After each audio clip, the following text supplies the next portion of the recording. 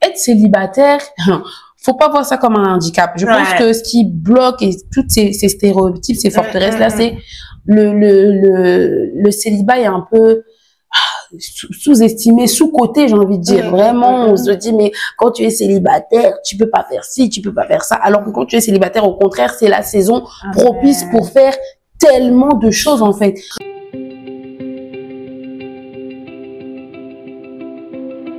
Bonjour à toutes et à tous et bienvenue sur Donner Espoir TV. Comme vous l'avez remarqué, je ne suis pas seule, donc patience, je vais vous présenter tout à l'heure. Je bénis vraiment le Seigneur. Nous sommes en train d'évoluer vraiment à travers cette chaîne-là.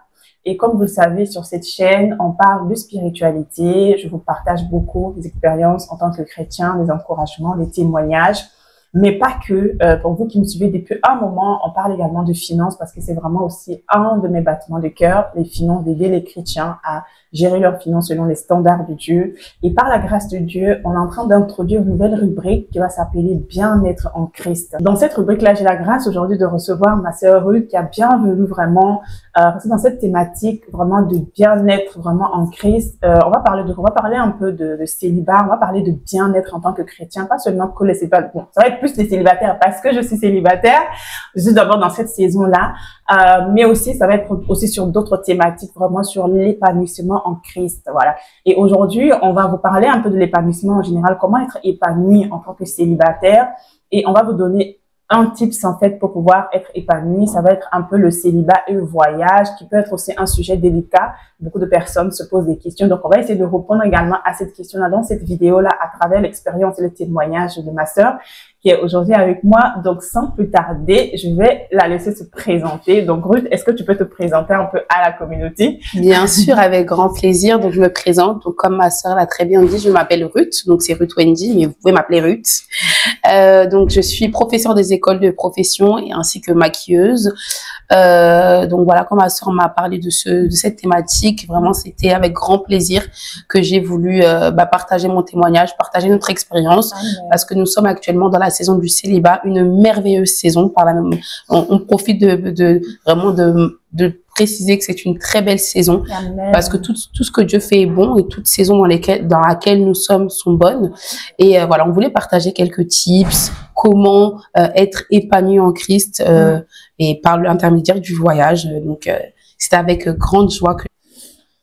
Ok, très bien. Merci beaucoup, Ruth, pour cette présentation. Donc, comme elle a précisé, elle est maquilleuse et je pense que vous l'avez vu la différence. Habituellement, quand je fais les vidéos, je suis pas aussi maquillée, donc c'est elle qui l'a fait. Donc, si vous habitez à Paris, en Île-de-France, vraiment, vous allez pouvoir faire appel. Je vous la recommande vivement. Vous allez pouvoir faire appel vraiment à ses services. Elle est top. Donc, restez jusqu'à la fin de la vidéo. On va vous donner plus d'informations sur qu'est-ce qu'elle fait exactement, en fait, en tant que maquilleuse. Et comme ça, vous aurez également toutes ses coordonnées. D'accord? Donc, aujourd'hui, on va parler vraiment de l'importance d'être épanoui en tant que célibat dans cette saison-là. Et d'abord, la première question vraiment comme ça qui me vient, c'est d'abord, c'est quoi être épanoui? Pour moi, être épanoui, c'est être dans la joie. Voilà, pour moi, c'est vraiment synonyme de joie. Être épanoui, c'est être équilibré également. Être épanoui, c'est jouir de l'instant T, jouir de l'instant présent, mais avec beaucoup de joie et d'équilibre. Parce que pour moi, l'équilibre reste un point culminant de l'épanouissement, en fait. Parce que, certaines personnes peuvent se dire je vais être épanouie qu'en faisant du sport, qu'en faisant ci, qu'en faisant ça. Or, de ce que je perçois, pour moi, l'épanouissement vient justement d'un équilibre dans différents domaines de notre vie. Donc, voilà, pour moi, être célibataire épanoui, c'est être dans la joie, jouir de l'instant T, jouir de la saison présente et vraiment récolter tous les fruits, qui peuvent en découler. Et justement, en fait, pendant que tu parles de ça, parce qu'en fait, alors, pour ceux, parce qu'il y en a parmi vous qui êtes célibataires, mais qui avaient grandi depuis longtemps dans le Seigneur. Et c'est vrai que quand tu as vécu un peu dans le monde avant de venir à Christ, quand on était dans le monde, on avait plein de choses en fait qu'on faisait, comme par exemple aller en boîte de nuit. C'était un peu, on va dire ça, qui signifiait un peu notre épanouissement. Voilà, on faisait un peu de tout et de n'importe quoi.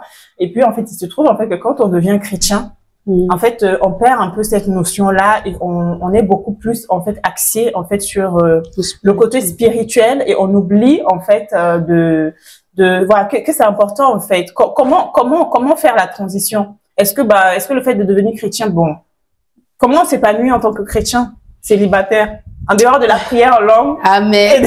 En dehors de la prière, l'explication du jeûne, je dirais que, pour moi, on peut s'épanouir dans différents domaines, en fait. Amen. Tant que ça glorifie le Seigneur. Voilà. Faut vraiment, il y a un point qui est très important. Tant que ça glorifie Dieu. Parce que le but, c'est que tout ce qu'on fait, en fait, toutes les activités qu'on puisse faire, qu'on est amené à faire, glorifie le Seigneur. Voilà. C'est la priorité. Donc, pour moi, tant que ce que je fais glorifie Dieu et que je prends plaisir aussi. Moi, je pense pas que Dieu veuille qu'on soit seulement à l'église. De toute façon, c'est pas possible parce que Dieu il dit que nous sommes la lumière du monde, le sel de la terre. Donc, c'est pas sa volonté qu'on reste entre nous autres chrétiens et qu'on reste enfermés dans les 4 murs de l'église. Non. Parce que ça peut être la thématique du jour, par exemple, c'est le voyage, mais il y a différents domaines. Ça peut être au travers du sport, en fait. Au travers du sport, on peut impacter, évangéliser. Donc, et puis la parole de Dieu dit également que, bien aimé, je souhaite que tu prospères à tous égards, comme prospère l'état de ton âme. C'est la volonté de Dieu que nous soyons épanouis. Et puis il dit à tous égards. C'est pas il y a un domaine, oh non, je veux que tu prospères seulement dans la spiritualité, que tu pries bien en langue, non, que tu pries en tout temps, non. C'est à tous égards. Quand je dis à tous égards, ça prouve à quel point pour Dieu c'est important qu'on soit épanoui dans tous les domaines de notre vie, en fait. Il n'y a pas il y a pas un domaine qui met à part. Donc c'est vrai que ce que tu dis c'est vraiment profond. Hein. Quand on vient à Christ, on se dit bon, l'affaire de boîte là, on a dit ça glorifie pas Dieu. Donc ça, on n'est plus dedans. Mais par exemple, si tu aimes la danse, tu peux continuer à faire de la danse. Donc ça glorifie le Seigneur, ça ne pose pas problème et que tu prends plaisir à ça. Dieu est ok en fait. Après il faut faire attention parce que c'est vrai que parfois quand on donne sa vie au Seigneur, il y a des espèces de raisonnements, de forteresses qui nous disent oui ça tu peux plus faire ça, non ça. Il faut vraiment en fait il faut vraiment travailler sur soi et je pense pas que lorsqu'on donne sa vie au Seigneur, Dieu nous transforme. Enfin, il nous transforme. Mais il y a certaines choses qu'on garde, en fait. Amen. Tout à l'heure, on a parlé du maquillage. Moi, j'ai toujours aimé le maquillage. Vraiment, depuis que je suis petite, j'ai toujours été très coquette, en fait. Et c'est pas quelque chose qui a changé lorsque j'ai donné ma vie au Seigneur. Amen. Je suis pas devenue, non, comme j'ai donné ma vie à Jésus, là, maquillage, c'est fini. Non. Franchement, j'ai continué, je me suis formée, même. Et puis, elle a aiguisé, en fait. Voilà, j'ai aiguisé le don que le Seigneur lui avait donné. Donc, pour moi, non, Dieu prend plaisir. Voilà, c'est vraiment ça que j'ai envie de préciser, que c'est que Dieu prend plaisir et veut nous voir épanouis. Amen. Il est content quand il voit des sœurs, des frères qui sont épanouis, qui jouissent de la vie, qui jouissent de leur vie en Christ, dans la liberté d'enfants de Dieu, en fait. Parce que nous sommes libres. Nous sommes libres en Christ. Vraiment. La parole de Dieu dit d'ailleurs que c'est pour la liberté que Christ nous a sauvés. Hein. Amen. C'est pour la liberté. Donc, faut pas, voilà, donc si tu nous écoutes aujourd'hui et que tu es célibataire ou peut-être tu connais d'autres personnes qui sont célibataires, n'hésite pas à liker, n'hésite pas à commenter, n'hésite surtout pas à partager, parce que c'est possible d'être épanoui. Moi, je sais qu'une fois, j'ai déjà entendu, en fait, une remarque, en fait, d'une sœur qui a dit, mais c'est pas possible, en fait, d'être célibataire et épanoui. Et ça rejoint un peu ce que tu disais tout à l'heure, en fait, ce sont des forteresses, en fait.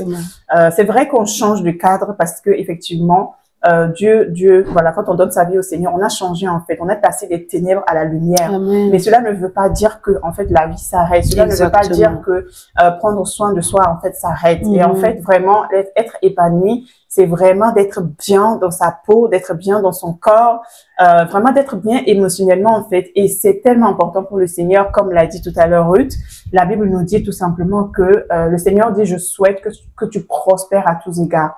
Donc, nous sommes tridimensionnels. Voilà, nous sommes tridimensionnels, nous sommes faits d'esprit, nous sommes en esprit, nous habitons dans un corps et nous possédons une âme, en fait. Et si ces 3 dimensions ne sont pas alignées, en fait, il y aura un déséquilibre, en fait, quelque part, en fait. C'est un peu ça. Et c'est vraiment ça, en fait, qu'on essaie de vous partager, tout simplement pour vous dire que c'est possible, en fait, d'être célibataire et d'être complètement épanoui dans le Seigneur. Et maintenant qu'on a défini un peu ce que c'est que l'épanouissement et est-ce que vraiment c'est biblique, est-ce que le Seigneur veut qu'on soit épanoui, notre bien-être, on va maintenant juste vous partager un peu quelque chose, en fait, qui nous permet, nous, un aspect, en fait, que vous pouvez commencer à faire qui va vous aider, en fait, dans l'épanouissement.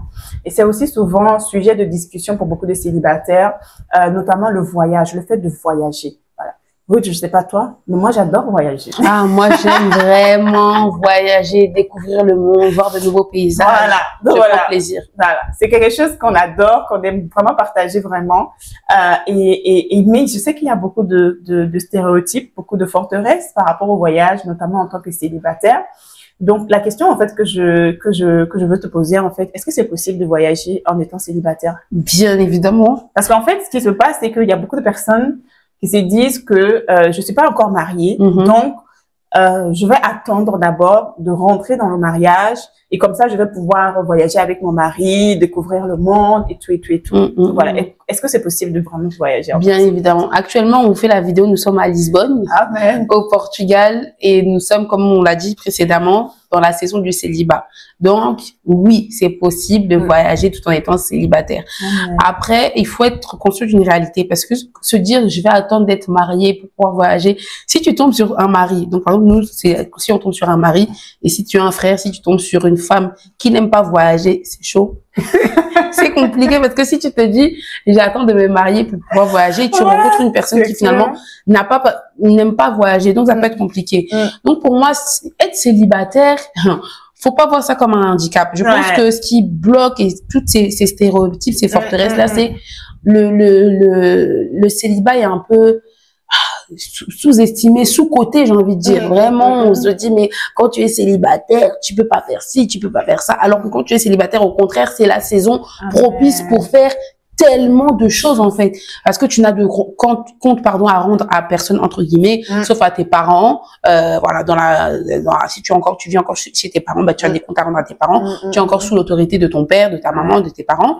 Mais, tu es libre, en fait. Tu peux te coucher à l'heure que tu veux. Tu peux faire ce que tu veux. Ton corps t'appartient à toi-même. Enfin, ton corps reste le temple du Saint-Esprit. Mais tu es libre de faire ce que tu veux, entre guillemets. J'ai dit entre guillemets. Faut pas commencer à dire que non. Voilà. Oui, t'as la dit qu'on voilà. c'est pas mieux. Voilà. Non, mais alors que quand tu es dans le mariage, ton corps ne t'appartient plus. Tu peux pas faire un tatouage si tu bon, de tous les cas, on ne peut pas faire de tatouage. Mais il y a plein de choses que tu peux pas. Tu dois demander l'autorisation à ton mari et a posteriori à ta femme, du moins son avis. Donc pour moi, ces stéréotypes-là sont basés. Je sais même pas sur quoi ils sont basés même. Les stéréotypes de ce qu'on peut pas voyager si on est célibataire. Ouais. Alors après, je pense aussi, ok, il y en a peut-être qui se disent, ok, bon, si tu me dis qu'on peut voyager, est-ce que toi, par exemple, tes expériences de voyage, est-ce que tu le fais généralement seul ou avec d'autres personnes? Non, moi, généralement, c'est vrai que je le fais avec d'autres personnes. Après, je connais beaucoup de sœurs à moi dans mon entourage qui voyagent seules facilement, en fait. Je pense que c'est une question de personnalité. Voilà. Notre sœur, Odile, elle aime beaucoup voyager seule. Moi, je sais que moi, Ruth, là, c'est pas possible.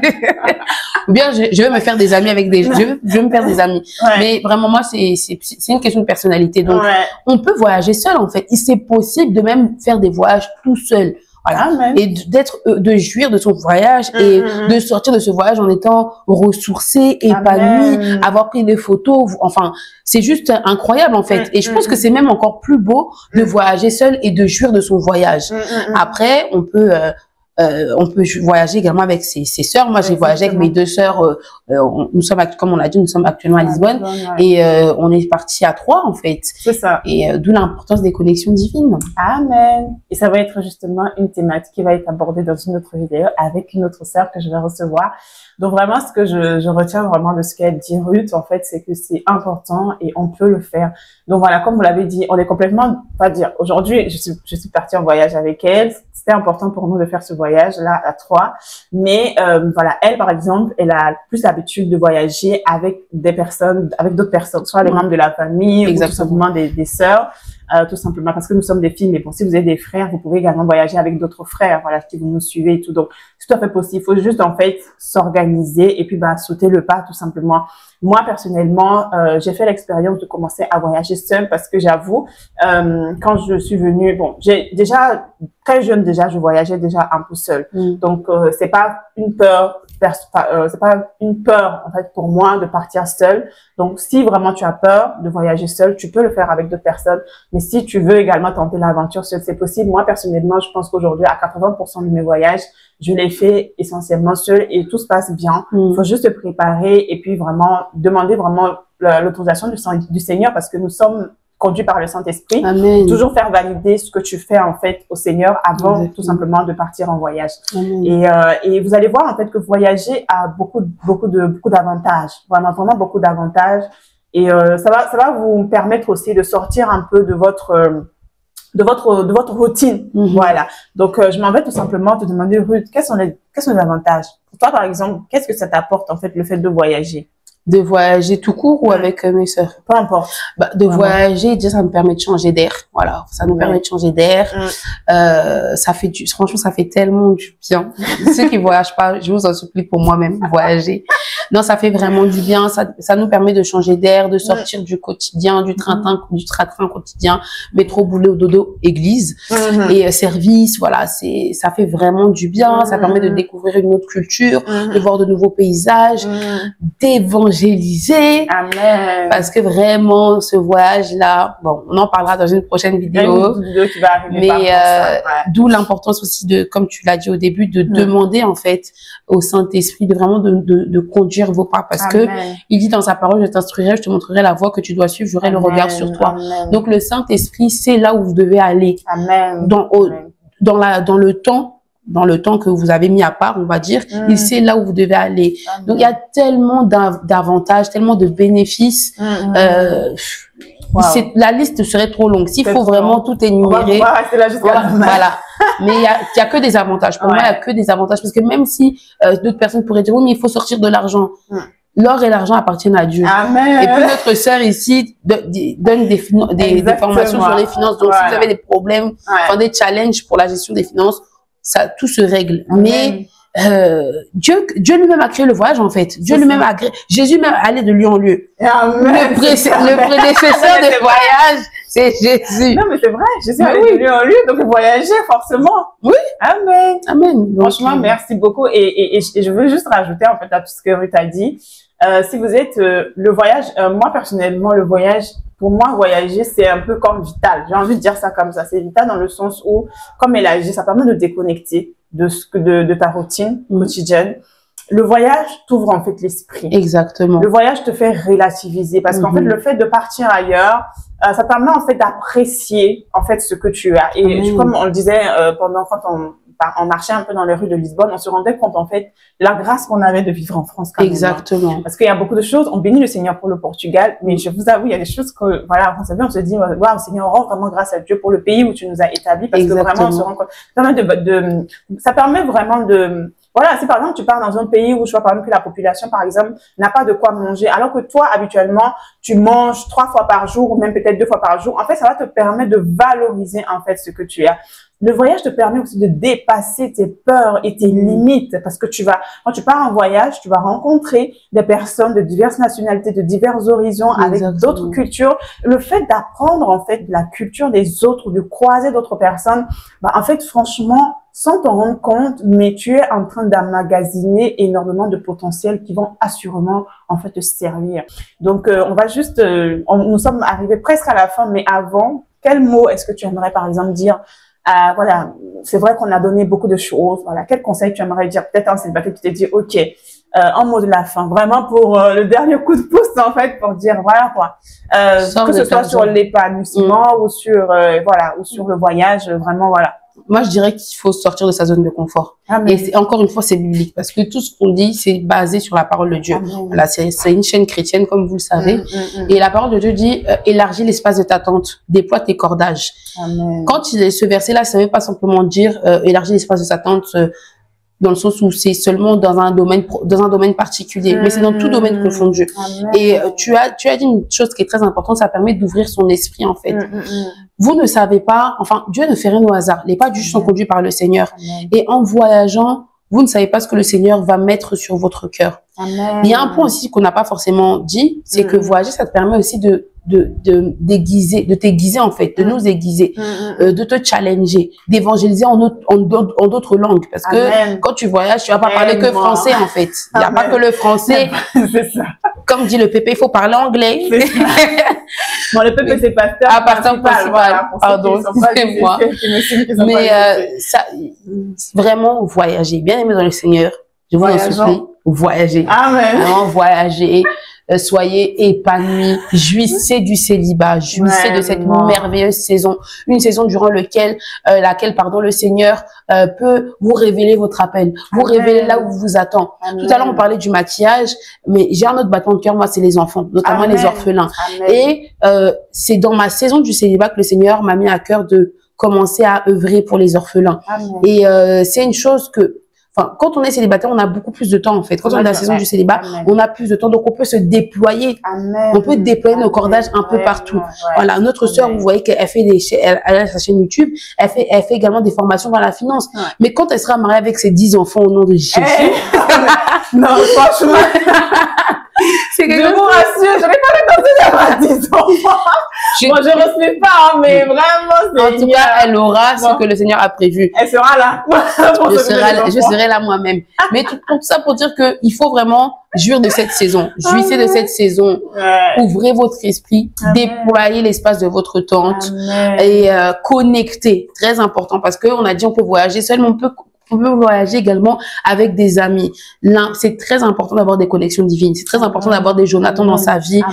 Pas simplement que pour voyager, mais dans le quotidien. En fait. Parce que la marche avec le Seigneur, comme vous le savez, c'est pas un long fleuve tranquille. Et quand tu as des frères et des sœurs qui peuvent, le frère aiguise le frère, la sœur aiguise la sœur, qui sont là présents pour toi, qui te portent lorsque tu as des challenges, c'est très très important. Donc voilà. En tout cas, merci beaucoup Ruth. Vraiment, en tout cas, je pense que tu as été bénie. Je pense que vous avez été bénie. N'hésitez vraiment pas à partager cette vidéo. Et Ruth, rapidement, est-ce que tu peux partager un peu ce que tu fais en juste 1 minute, ce que tu fais comme maquillage et comment est-ce qu'on peut te contacter en fait? Alors moi, je fais du maquillage de tout événement en fait, voilà, que ce soit un anniversaire, fiançailles, mariage. Donc je suis de base autodidacte, mais je me suis également formée dans le domaine. Vous pouvez me retrouver sur mon Instagram, donc c'est Ruth Wendy Makeup. On vous mettra également des informations en barre d'informations. Donc vous pouvez me contacter via Instagram, via mon numéro de téléphone ou par mail. Donc également même pour la grille tarifaire, je me déplace en Île-de-France, voilà. En fonction le prix peut varier en fonction des kilomètres de là où vous êtes situé, mais c'est majoritairement en Île-de-France. Donc voilà, je maquille, je fais tout type de maquillage. En tout cas, c'est vraiment plus sublimé. Donc si c'est pour des maquillages, pour des faits spéciaux, c'est vrai que c'est pas forcément mon domaine de prédilection, mais voilà, c'est plus pour les événements, mariage, fiançailles.